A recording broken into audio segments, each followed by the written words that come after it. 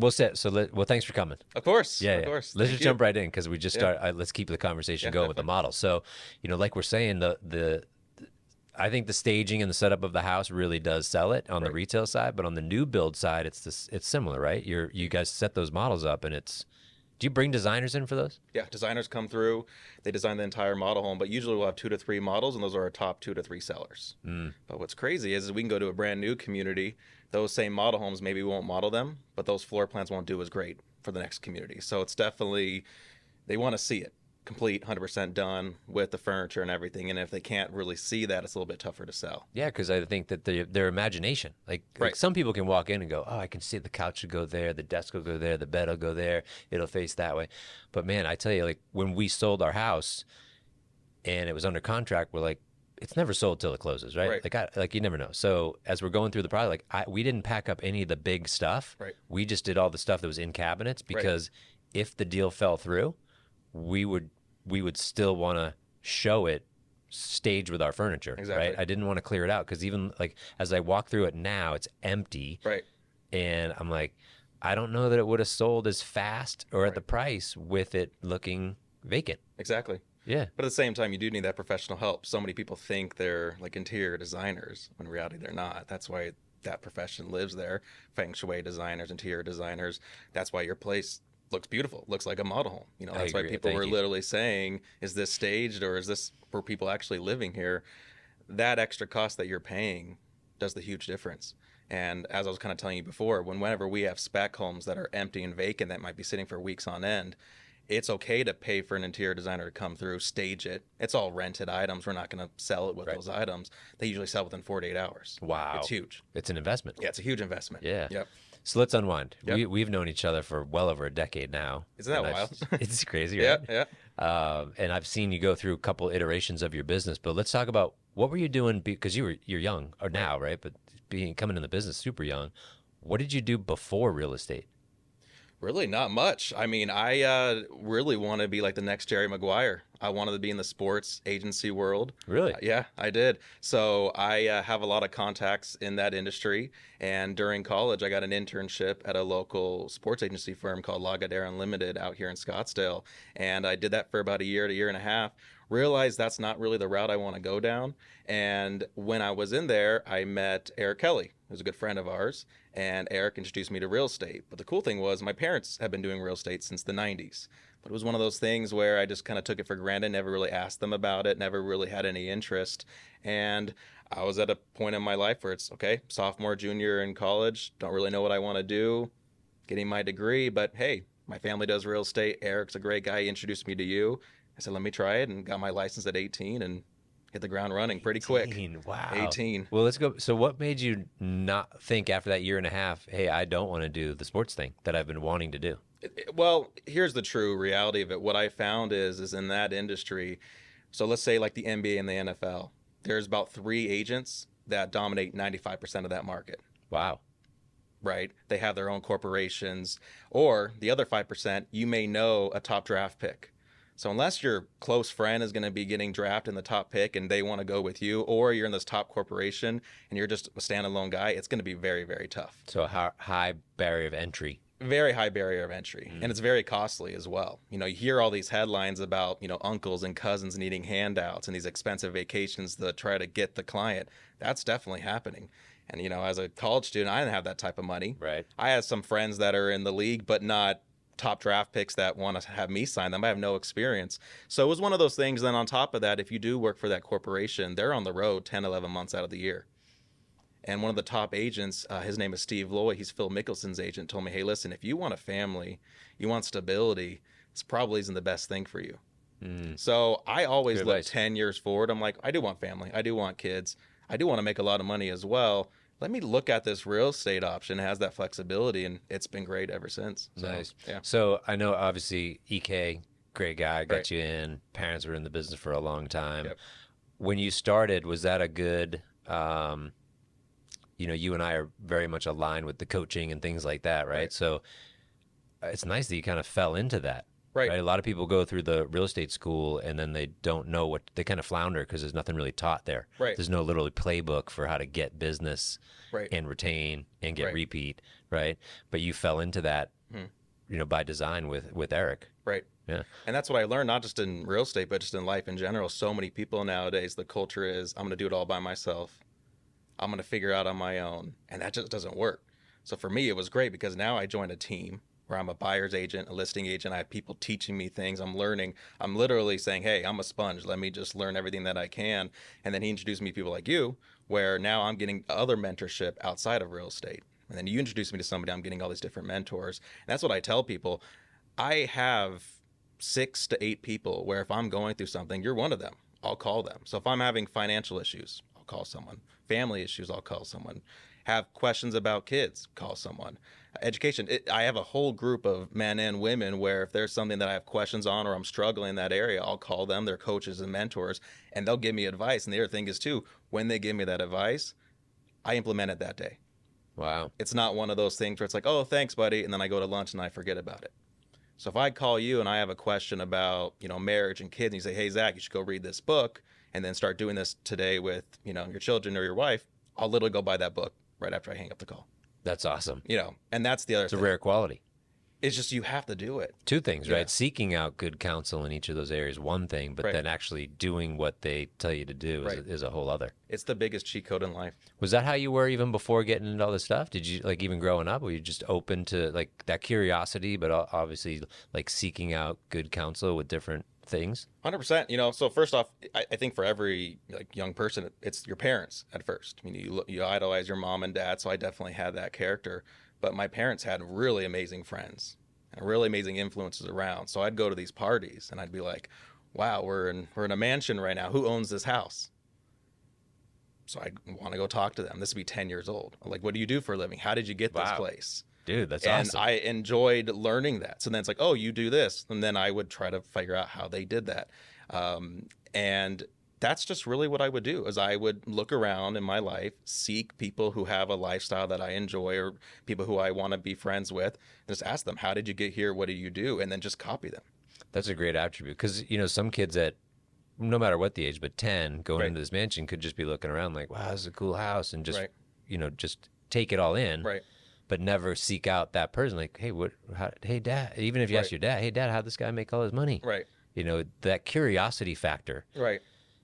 And then having the curiosity, but then bringing it up to ask the questions. Right. Right. It's a whole other attribute, a skill set. And not even materialistic. I mean, just if I see a really loving, husband and wife, Mm-hmm. hey, you guys have been married for 20 years. How'd you get here? Yeah. Tell me about the struggles and how you overcame it.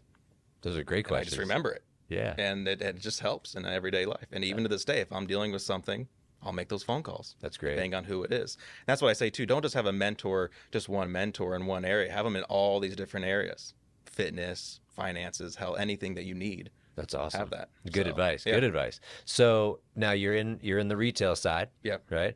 What brought you over to now you're in the new build sector, and you've been now doing new builds for how long?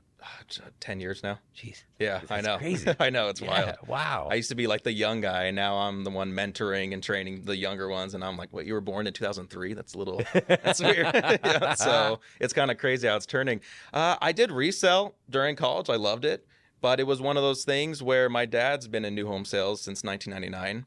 And I thought, you know what? I've done the resale side. Let me jump in the new home, see if I like that. That's the other thing. I'm always trying to look to see other options.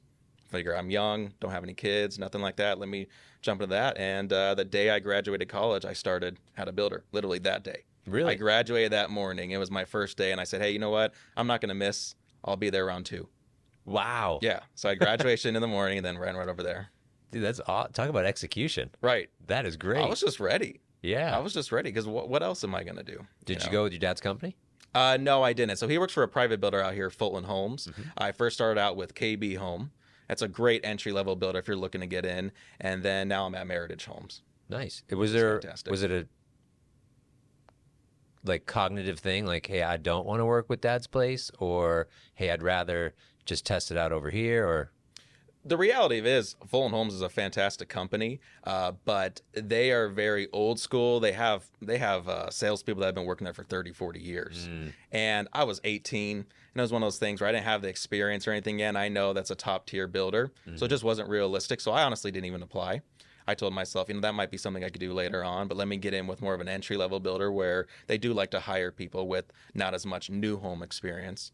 And that's what I did from that route. And you were there for a long time. Yeah, 5-6 years. And wow. So it was really good. And what was the catalyst to make you go to Meritage? I was just looking for something new. KB's a great builder, but they're more entry level. I was looking more for a premier builder, and Meritage definitely had that to offer. They also have communities all around the valley, so it's more a little bit flexible depending on where I live and drive time and things of that nature. Nice. And I really love the product as well. What skill sets translate from retail into the new build side? Because I know it's a little different, but there's still some foundational basics that are still there. Definitely communication. I've learned how to communicate so well on the resale side to new home. Customer service is huge. The salespeople that do really well in new builds, the customer service factor is definitely there. And that's what I learned from Eric Kelly and you and so many people. It's just that top tier customer service line. Contract negotiation, that's a big thing. Every buyer that comes through wants to negotiate, which makes sense. I would want to do that as well. So not being nervous and just not being timid and knowing how to stand ground and make it a win-win for everybody all around. That's great. Yeah. Now, you said you like to look in 10 years, right, like increments. Where do you see yourself in 10 years now? Well, the first thing is I do want to write a book. A friend of mine is Mark Victor Hansen. He wrote the Chicken Soup for the Soul. Yeah. And he said, hey, draft it. I'll take a look at it. Basically, what I want to create is a book where if I passed away today, it's a playbook for my kids. Wow. So it's going to be chapters where even like right now, what I was telling you in the beginning of this podcast, if I have a question, I make a phone call. That's what I want for my kids. Where if they have a question, they just look it up in the chapter. So we're going to break everything down chapter by chapter when it comes to everything that I've experienced so far. That's fantastic. That's really what my goal is. It's kind of like a personal journal that I want to give to them so they can just look it up and then eventually sell it to the public. Dude, that's awesome. Yeah, because a lot of people are nervous to make that call. Most people don't want to express how they're feeling or their insecurities. And if they can say, okay, I'm dealing with relationship issues. All right, let me go to chapter 7, relationships, the good, the bad, and the ugly.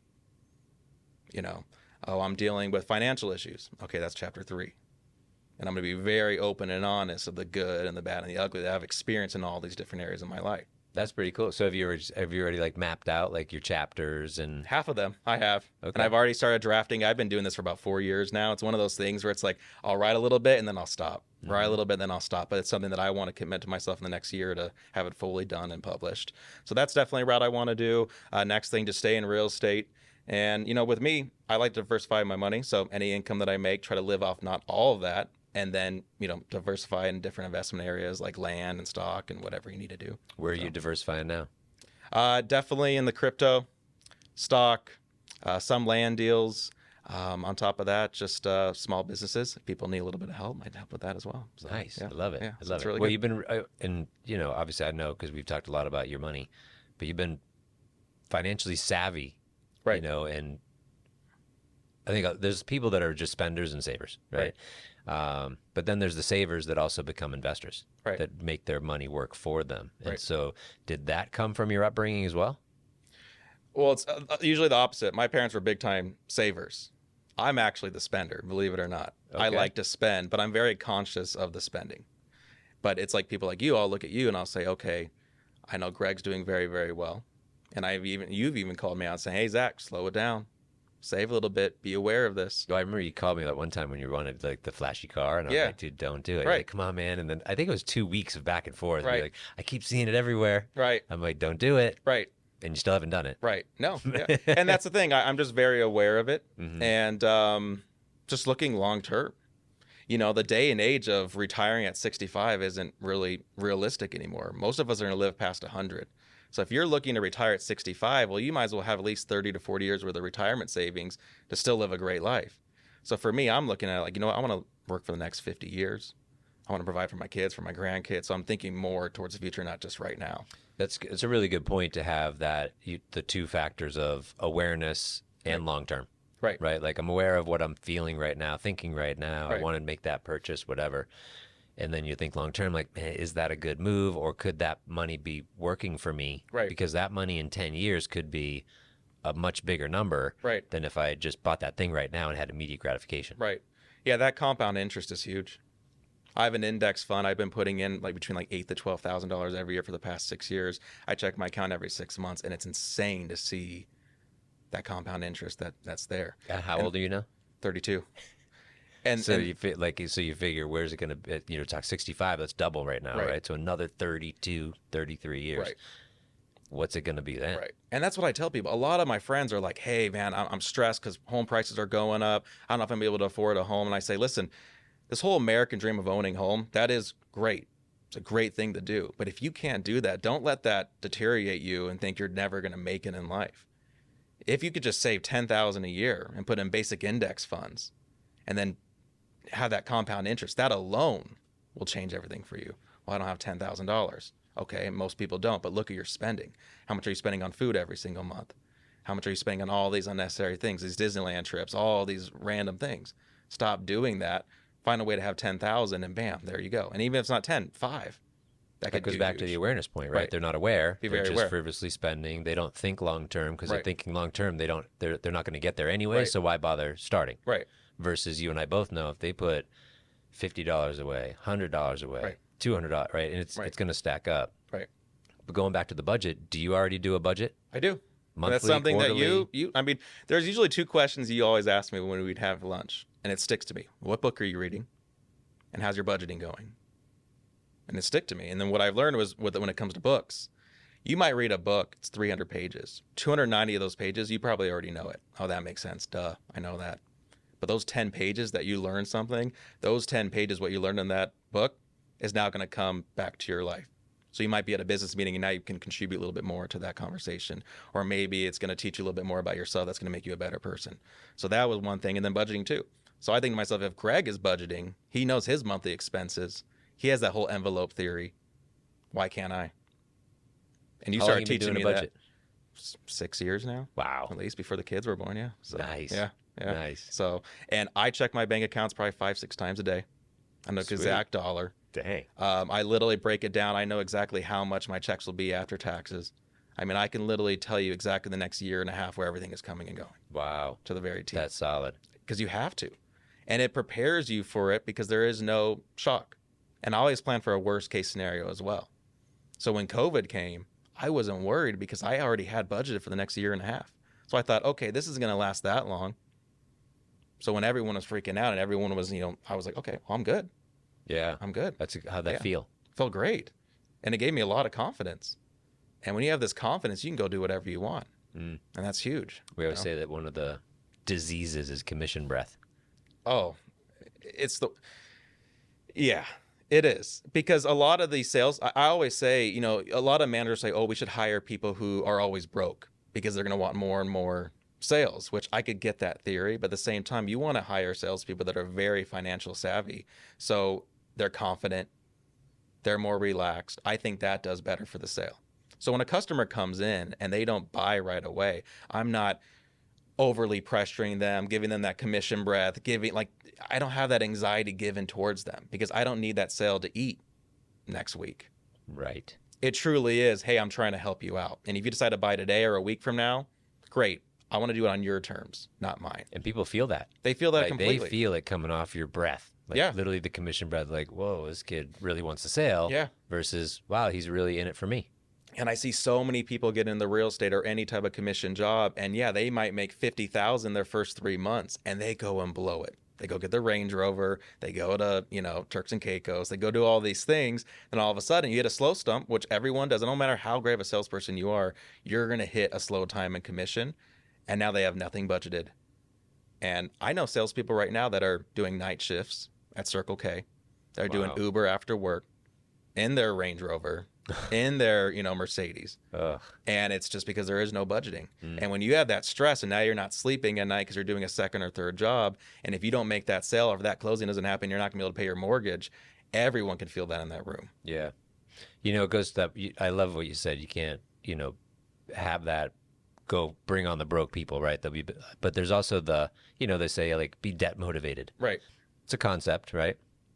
I'd rather you and I went to a conference in Miami, Right. say the Turnberry, the Grant Cardone, Yeah. Business Boot Camp. That was Huge. awesome. Yeah. But one of the things was you just set that bigger target. Right. And so that's where my head's at. Not, oh, I'm paying buy the big car, so I'm Right. debt motivated to pay off the debt, but have the big goal. Right. So you're like, I want to be able to put 8 to 10 grand away Right. every year into that fund that's going to grow at 10 to 12%. Right. Right. Have that be the goal. Right. Then Right. it's a number that I'm chasing versus the thing I've got my back against the wall trying to fight. Right.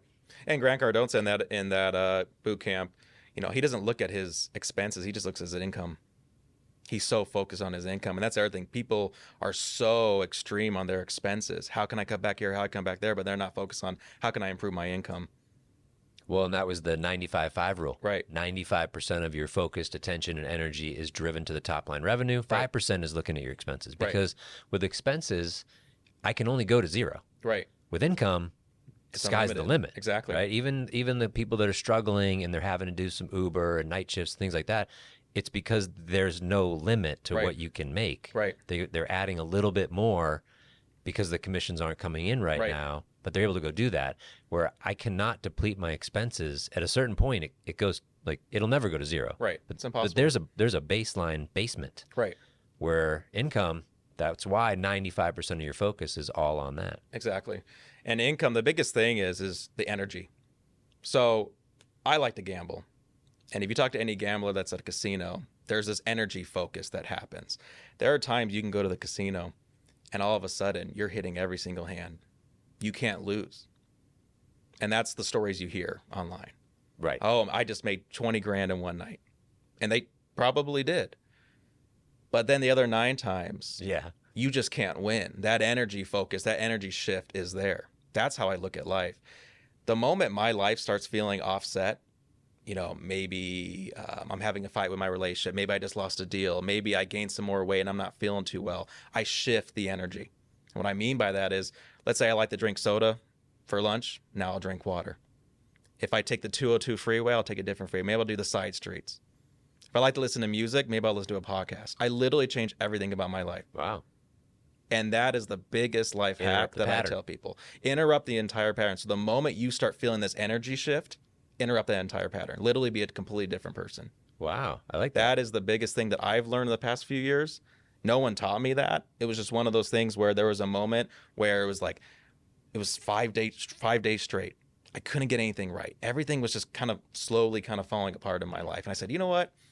Obviously, I don't know what I'm doing. I feel like I do, but something's off. This energy shift is off. And I kind of thought about the casino. Hey, if I keep losing, what do? You leave. If you're smart. Right. But most people don't. They just keep going and they gain so much debt and it falls Because apart. it's going to change. It's got to be the last Yep. one. So what Next I said hand. is, well, I can't leave my life. So what am I going to do? Okay, you know what? I'm going to put a suit on today for work instead of just wearing a polo and jeans. I'm going to take the side streets. I'm going to eat healthier. Instead of going to gym at 7 a.m., I'm going to go at 7 at night. Change up the routine. And man, all of a sudden. So whenever I have friends or anyone call me saying, hey, man, I feel like my life's out of control, be different. Change everything up. Like literally do the opposite of everything that you do and just see what happens within 48 hours. That's pretty cool. It's huge. What's some of the routine things that you're doing right now? So for me right now, when it comes to like the gym, I like to go at night because to be honest, I'm not a morning person. And even if I was, my kids are up at 6:30. So I'd have to go at like 5 a.m. and that's really pushing it for me. So I like to go right after work. But my morning routine is really quite simple. I like to journal every morning. It's quick. 5 minutes. Do you like, hey, it's a blank piece of paper, I'm going to write some stuff? Or is there a guided, like, hey, give me 3 gratitude things, 5 things you're going to do today? Right. I give myself 5 minutes. Some days it's different than others. If I'm having a really, really good day, I'll write down all the things that I'm grateful for and what I want to accomplish, and I'll write it over and over again. I always say, you're spelling something out, which means it's a spell. It could be a good or a bad spell. So if I really want to accomplish something, I'll write it probably 10, 15 times. Nice. If I'm going through something not well, then it will be more, hey, this is what I'm going through. This is how I feel. How am I going to fix it? And I love seeing that because you can look back in your journaling and see how far you've come and say, wow, I was so stressed about this one subject in my life. That wasn't even a big deal. But in my mind at the time, it was. So it kind of teaches you to be resilient because how you feel in that moment probably isn't as bad as it actually is. Yeah. How long you been journaling for? Like 8 years now. Wow. I have stacks Really? of journals. That's And that alone, cool. I want to leave to my kids. Right? Because like when my grandmother passed away, she had one journal, maybe had like 20 entries in it. But I was thinking, man, if I could just see what she was thinking beyond that for years. It would be huge for me. But how cool was it to even get the 20? Awesome. Yeah. It was great. Oh, that's it was neat. great. So that's what sparked my interest with the book. Mm-hmm. Was whenever I need a little bit of peace of comfort, I'll read those journal entries, and it just makes me feel good because I was close to my grandmother or something. And man, if she had a book and all of her thoughts and chapters, 300 pages, that'd be huge. That'd be awesome. So I definitely like that. But honestly, I'm not like a huge routine guy. Mm-hmm. I just really go with the flow. I'm very flexible with my entire life. Every day's different. You know, I got 3 kids. So a lot of times in the mornings, I spend time with my kids, make them breakfast, take them to school, come home, journal, you know, first thing in the morning or when I get back. And then I go to work, you know, every day and just depending on that process. Any other routine things, like maybe not daily, but like I know you do date nights and stuff, Yeah. but is there like, hey, it's date night every week or date night every month or? It has to be. So Tuesday nights are date nights. So every Tuesday we do a date night and we like to do things different. We don't go to the same restaurant, different restaurants. Maybe it could be dancing. Maybe it can be going to one of those paint and wine shops or whatever it may be. Maybe it's a staycation. When do you come up with these ideas? I'm actually the good one at that. I like to plan it. You know, I'm more like the So romantic do you already know one. what you're doing like the next Tuesday and the next Tuesday? Or is I can it... let you know I'm doing the next 2 weeks. Nice. It's all broken down to the T. So when it comes to reservations, whatever we're going to do, if we're going to go do like a wine tour, whatever it may be, it's already booked in advance. That's awesome. To the T. And that's just who I am. If we go on a vacation, I'm the one with the whole itinerary list. Hey, this is what we're doing from 8 a.m. to 6. And, you know, Kira loves it because it's like everything's perfectly planned. It's well executed. There is no wasted time. And I even have time in there. Hey, this is where we're going to rest. This is going to be a lazy day. This is going to, because you need that. You need that flexibility. So that's, you know. Well, it's discipline equals freedom. Right. Exactly. Right. And I just like having a plan and just being structured. No, I like that. I like it a lot, especially like someone has to make the decision. Right. And sometimes when there's indecision, it's actually frustrating. Right. Right. Well, you just pick. What do you want to do? Like, right. No, what do you want to do? Like, no one cares, right? Rather than like, okay, here's where we're going. And right. Like, oh, I like that. Right. Like, take charge. Yeah. And women love that. Yeah. No woman wants to date a guy or be married to a guy that's like, oh, I don't know where I want to do. Oh, I don't know. What do you want to eat? Oh, you know what? Let's just go with the flow. That's fun sometimes, but a lot of times it doesn't really work out. It's like, hey, let's go here. Exactly. Yeah. Well, and also that you think of the vacations too. I want to, if you're gonna pay the money to and the time to travel and go somewhere nice, right, or anywhere, I want to make sure you maximize at least the experience. Right. You can never get it all in. Right. But even if you're going to Turks and Caicos, right.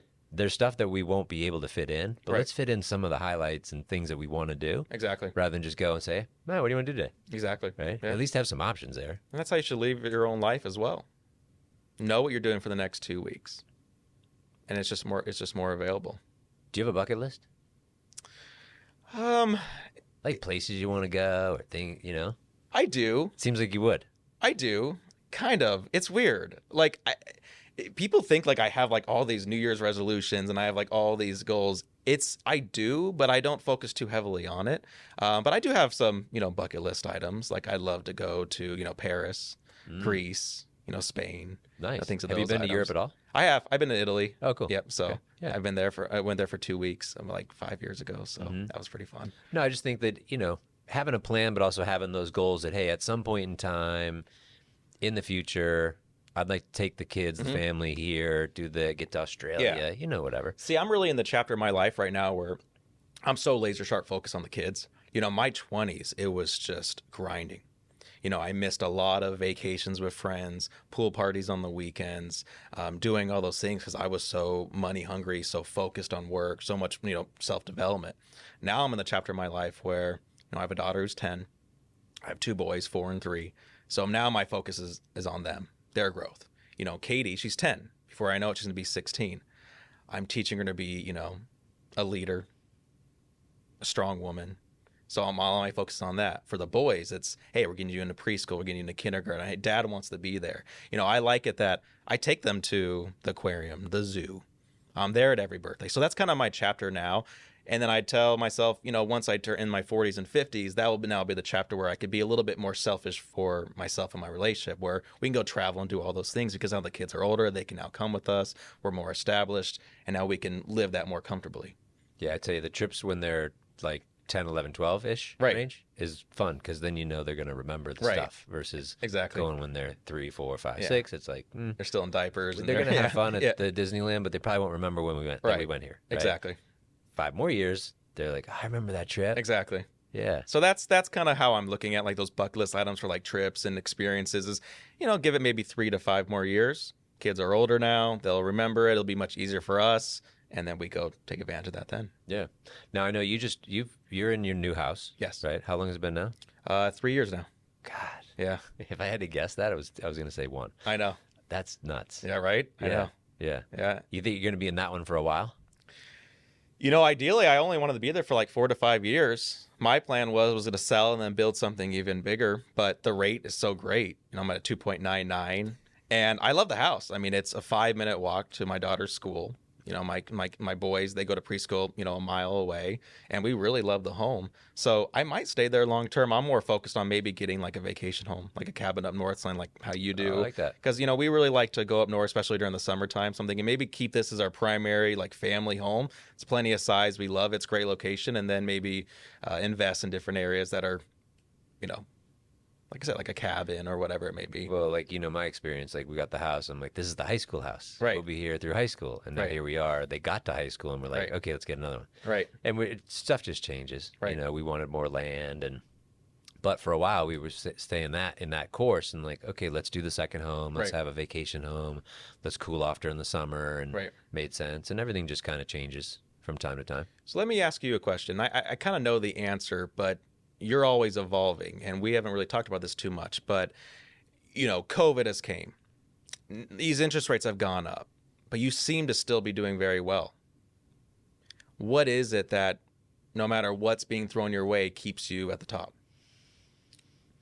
Well, I think that the main thing was understanding that as the market shifted, there was going to be less market share.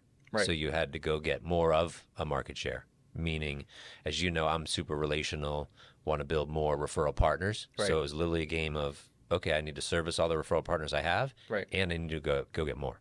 I need to help the referral partners that I have as the market shrinks for them to help them expand their market, Right. them to get more market share, and for me to add more referral partners to expand my market share. Now, do you have a strong patience? Because that's not easy. It makes sense. I need to go expand my referral market base. But a lot of times you reach out to a new agent, they may already have a lender, or maybe they may not call you back, or maybe they won't use you for their first 5 deals. So are you just very consistent and patient, and over time you've seen that compound? Like, what is it that keeps you going? That's one of those trust the process. Right. So just like you said, you might get that agent, they're already working with somebody, and it might take you 5 months for them to finally send you a deal. Right. But I know that's going to happen at some point in time. Right. So if you work on enough of them and continue to, plant those seeds and water those seeds and nurture those seeds, Right. eventually some will sprout, not Right. all of them. And just like the compounding interest, just like the money game, Right. it's patience with your investments. Right. Like, are there some stuff where you and I could go in on a stock and it splits tomorrow? And Right. we're like, yay. Yeah. And everyone Right. floods in to buy a bunch and Right. all of our stocks just go up a bunch. That might happen. Or there might be some crypto plays Right. that we could throw in Right. and get some quick, or do some AMC GameStop, Right. whatever. That's just 1 in a billion, just like the gambling, Right. right? Then there's the more consistent, like, hey, this just works. Right. Have more relationships. It's contact sport. Have real relationships, not superficial, and things will come from those relationships over a long period of time. Did you have like an aha moment where maybe this happened a few years ago or even this year where it's like all of a sudden things were slow for you, but then a few new agents that you were trying to essentially help all of a sudden just started calling you? Yeah, I mean, but that happens. You get that quite a bit. I mean, It happens quite a bit only because I always have newer agents, and not newer, just new to me, right. not new to the business, that I'm always trying to work with and prospect. So Right. it could be the cross-sale agent, right? So the listing agreement comes in. I go after the listing agent and Right. try to wow them and see if they want to use us next time, or Right. maybe they have. But there's no. I want to say there's no, but there's not many realtors that don't already have a lender referral Right. partner. Right. Right, like most of them have some. If the builder has the in-house builder or builder relationships, the realtor has some sort of a lender or multiple lenders that they know how to send deals to. Right. And even if they say they don't have one, but they're still going to send them to the bank. Like, Right. hey, who do you bank with? Well, just call them. Like, they're always going to direct them somewhere. Right. So when I'm coming in, I already know that. Right. So my thing is, well, how do I help them with their business to then say, oh, hey, maybe we want to give this guy a shot. Right. Most of the time, I want them to have a loyal relationship with somebody already. Right. Because that just means that they'll have a loyal relationship with me later on. Look at it. Yeah. And maybe that relationship for the person they're in relationship now, Right. actually that person will do more deals. Right. Because when I get in there, help the agent do more deals. Right. And then we start closing some deals. Maybe there's a deal I can't do and I kick it back to that person. Right. And that agent's going to do way more business when I get in there. Exactly. So that someone's going to spill back over to that original loyal relationship. Right. So it might not even be taking anything from the first loyal partnership they already have. Right. It's just going to add to it. Exactly. But the realtor wins no matter what. Right. Right. See, I like that. It's just, I've always found it very intriguing. You know, there's just been a few lenders that I've came across, like you know, Austin Bates is another one where, you know, it just seems like, you know, he could be traveling, but if I email him, all of a sudden I get the email right back, and he's just always on top. And that's it. You remind me of him as well. It's just, I've always found that curiosity is, how do you keep going, especially during hard times in this industry? Well, one of the things is just like yourself, is you ask those questions. Like, neither of us who've been in the business quite a while now are going to be able to predict the market. Right. Like, I can't predict it. But what I can control and predict is my own activities. Right. So if my activities have to go up, and that activity could be leveraging technology, Right. could be leveraging more people, Right. or it could just be me, myself, doing more, or taking an audit of what I'm doing Right. that may not be giving me the ROI that it's supposed to, Right. that I need to put that energy somewhere else that does. Right. Then those are the questions that you have to ask yourself just more often. Right. Most people are asking themselves that question in December. Right. Right. Exactly. Like, hey, what's going to be new next year? Right. And then they forget it by January 22nd. Right. Right. Where, like, right now we're recording, it's coming up on the end of first quarter. Right. I'm already like, okay, what do I need to start doing, stop doing, continue doing? Right. So Brian Gubernick, you know, Yep. Brian? Yeah. Mm-hmm.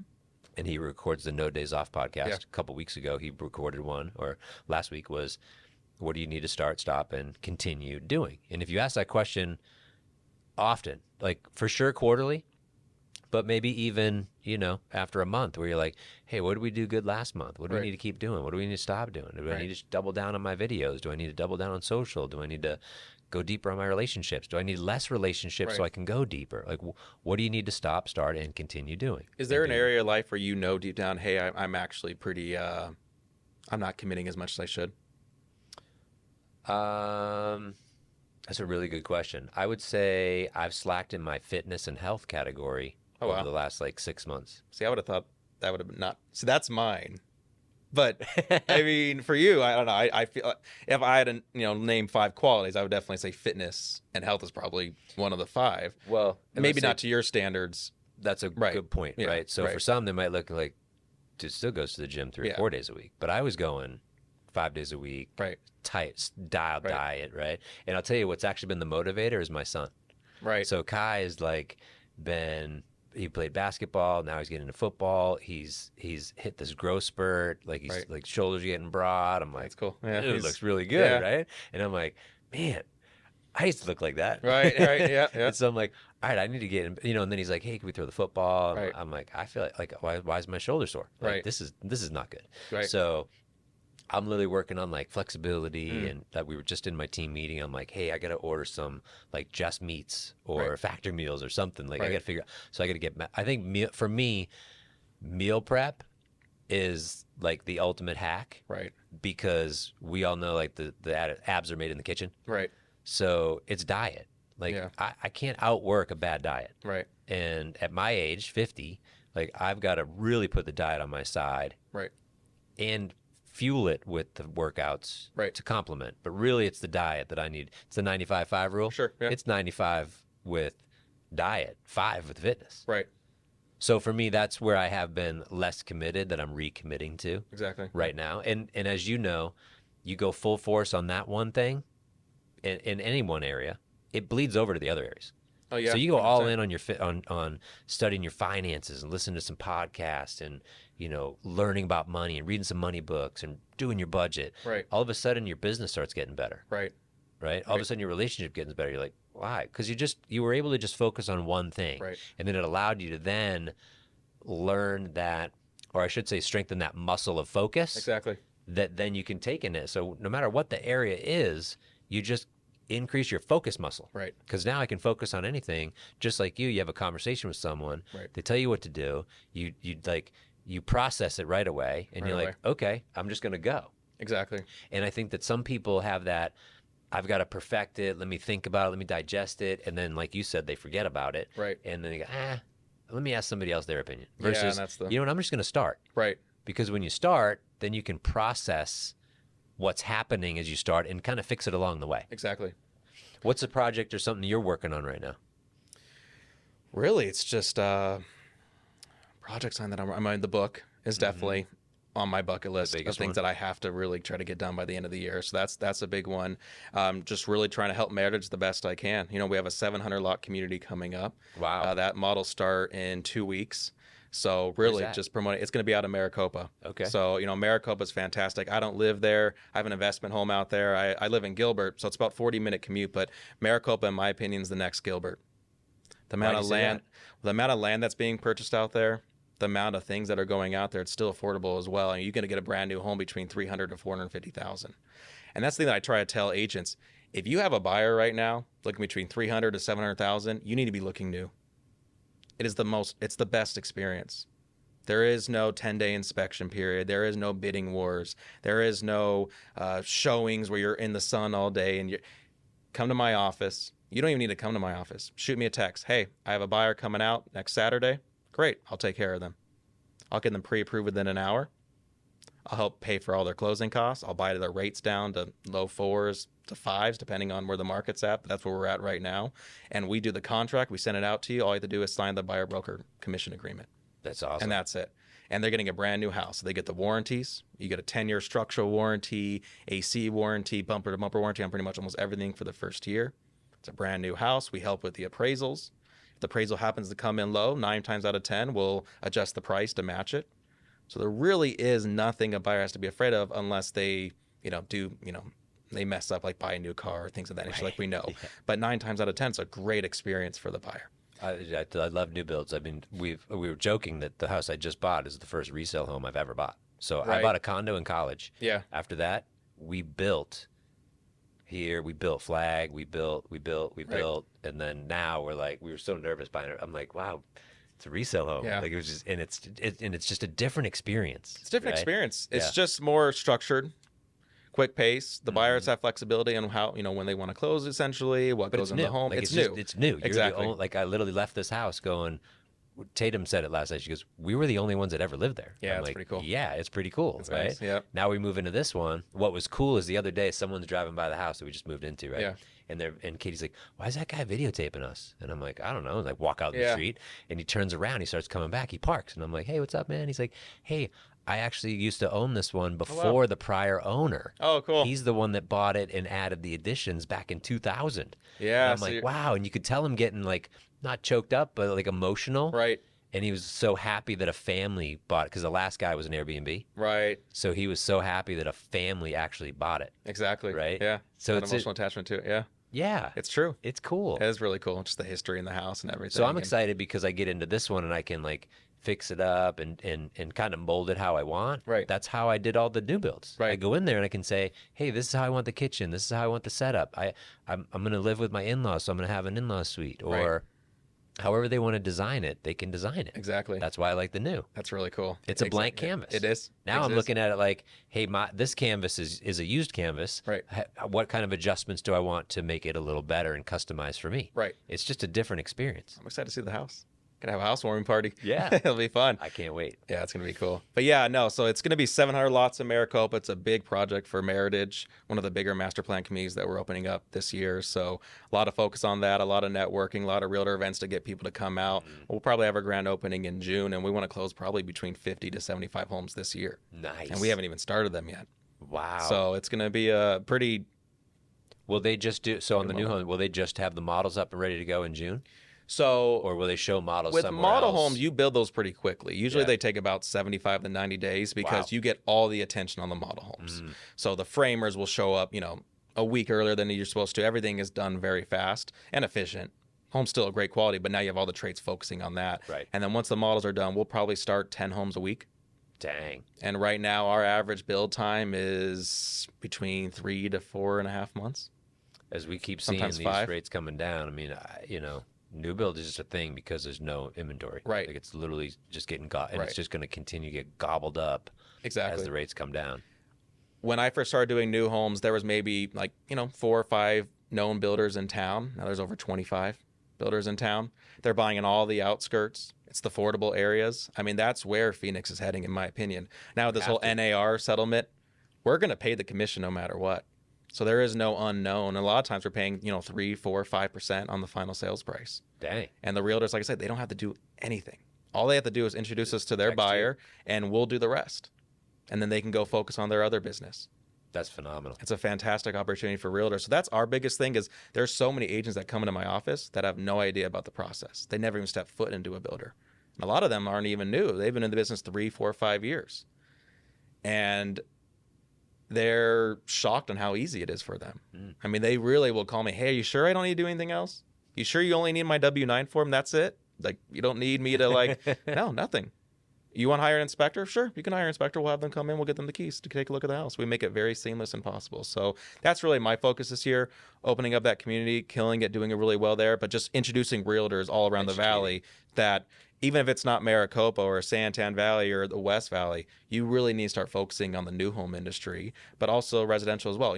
Open up your pipeline to different areas. Yeah, know all your stuff. Exactly. Yeah, know all the products that are out there, whether it's new or resale. Exactly. But also for you, educating them on the process, Right. how easy it really is. Right. Yeah. Because when I first started, I remember going to show new builds, and I was so intimidated. It was new to me. I didn't know. I felt out and out of control, so I would, not purposely, but a lot of times I would just show residential resale because that's all I knew. And now Some people think, I don't know, I would think, well, if I'm going there, they have salespeople. Right. So they're already, right. I'm the salesperson. Right. I should be taking my And that's the beautiful thing about Meritage, where, like I said, shoot me a text, give me a call. If you're sick or you're doing other showings, but you have a buyer coming out, let us know. We'll still take care of you. Where other builders, if you're not there in person, you're not going to be on the deal. And that does intimidate the marketplace because of that. That's true. So, education. Yeah. Well, dude, I'm happy you showed up today, man. Yeah. This is awesome. Thank you, Greg. I could keep appreciate we it, could go for man. another couple hours. I know. I Yeah. love catching up and going to lunch and dinner and just doing this. And the podcast looks really cool. You got a great room in here. And Thanks, man. I'm excited for you. Yeah, I'm glad So, you got to see it. Yeah. Well, thanks, Thanks, brother. Greg.